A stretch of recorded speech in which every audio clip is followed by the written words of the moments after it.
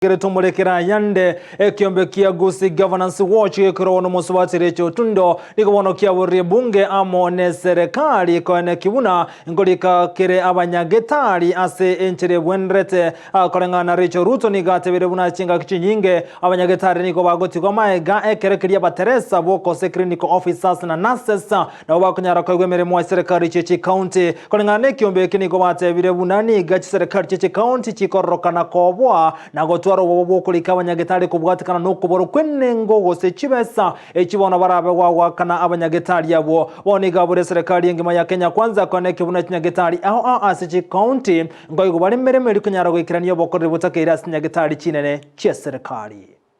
That is long overdue. So what I'm asking the Longobolia Parliament tigabaligiriya mangana ibaligiriya ntekya health elinde kanyole solution once and for all. Nani tuwa the problem wende ekere kuika employment ya doctors. Tuwalia raisiringa most counties kera wako likambali kuwa employ doctors. What they are doing wako employ clinic officers by employing nurses. Ekiagira wako sabu na doctors, it will be expensive kwa hakana ambao kuna wamesahara wako hakana wano batika bako wa employ.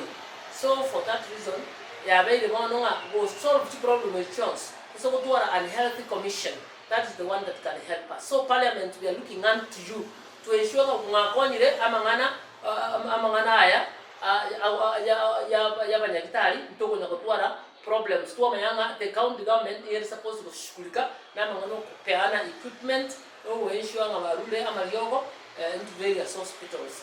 Isa kuna na Kisii county ikerega gavana ito Simba anyorete kerogo kyo gavana muna ayatu certificate iga the first thing he was going to do no ensure nga nurses bali ba kutetu gura kekiagara wa strike tu gura ni gubarenge gas up to today nurses ya umbanya kula ni gasi, and we want to understand at the county ya Kisii nga nikikere because you see kero kwa abantu hope and then you are not doing what they want is like killing them. It's like killing their spirit and killing their families. So we are asking a governor ito ato a statement on the status ya nurses